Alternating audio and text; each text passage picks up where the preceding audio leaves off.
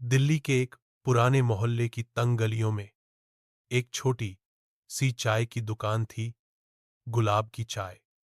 दुकान का मालिक विलास, लगभग 62 साल का, सफेद बालों वाला, शांत सा आदमी था। हर सुबह वही चाय बनाते समय पुराने गाने गुनगुनाता, जैसे वो अतीत से किसी को पुकार रहा हो। दुकान पर आने वाले लोग अक्सर पूछते, विलास मामा, तुम हर सुबह इतना मुस्कुराते क्यों हो? विलास बस इतना कहता, कुछ मुस्काने हम अपने लिए नहीं, किसी और की याद में जीते हैं।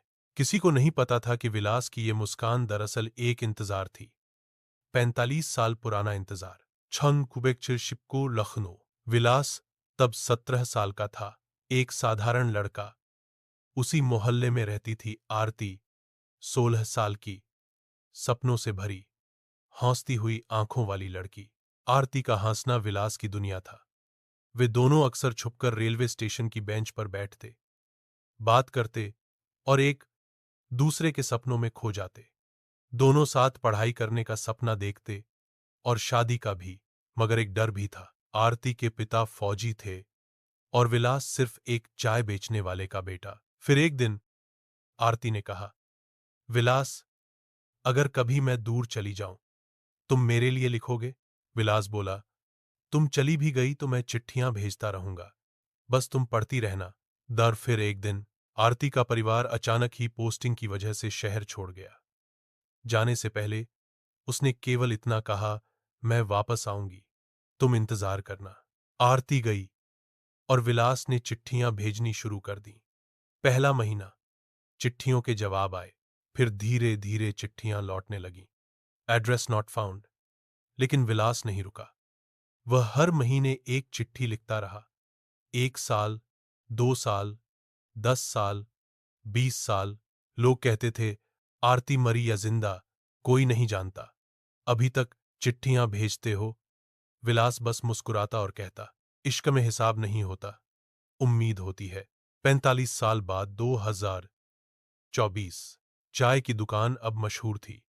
लोग दूर दूर से आते, लेकिन विलास का दिल अब भी सिर्फ एक ग्राहक का इंतजार कर रहा था, आरती का।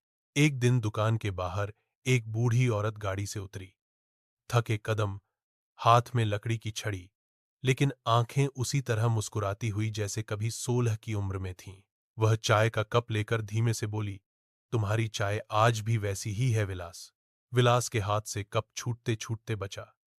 आरती, वह मुस्कुराई, मैंने तुम्हारी 542 चिट्ठियां पढ़ी हैं, सबके जवाब लिखे थे, पर न भेज सकी। क्यों? विलास की आवाज कांप रही थी। आरती रोते हुए बोली, क्योंकि मेरे पिता ने कहा था कि उनकी इज्जत तुम्हारे चाय वाले होने से कम हो जाएगी, और मैं उनकी इज्जत जीतते जीतते खुद को हार गई। विलास ने उसकी झुर्रियों भरी हथेलियां अपने हाथ में लीं और धीरे से कहा, तुम लौट आई, बस इतना ही काफी है। लेकिन किस्मत ने और इम्तिहान रखा था।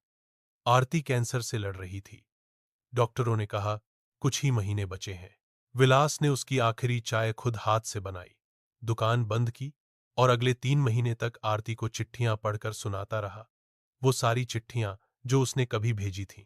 आखिरी चिट्ठी, आरती की मौत से एक रात पहले, उसने कहा, विलास, अगर अगला जन्म हो तो चिट्ठियां मत लिखना, सीधे शादी कर लेना। विलास मुस्कुराया और बोला, अगले जन्म में चाय की दुकान नहीं खोलूंगा, ताकि इज्जत का बहाना न बचे। आज भी दुकान अब भी है, गुलाब की चाय, पर उसके अंदर एक और शेल्फ है, आरती की चिट्ठियां। कभी कभी कोई ग्राहक पूछता, मामा, चिट्ठियों का क्या करोगे? विलास मुस्कुराकर कहता, ये मेरी मोहब्बत की रसीदें हैं। सच्चा प्यार हमेशा पाया नहीं जाता, कुछ मोहब्बतें बस जी जाती हैं। कभी किसी ने कहा था, प्यार का सबसे खूबसूरत रूप है इंतजार, और विलास 45 साल तक उस रूप को जीता रहा।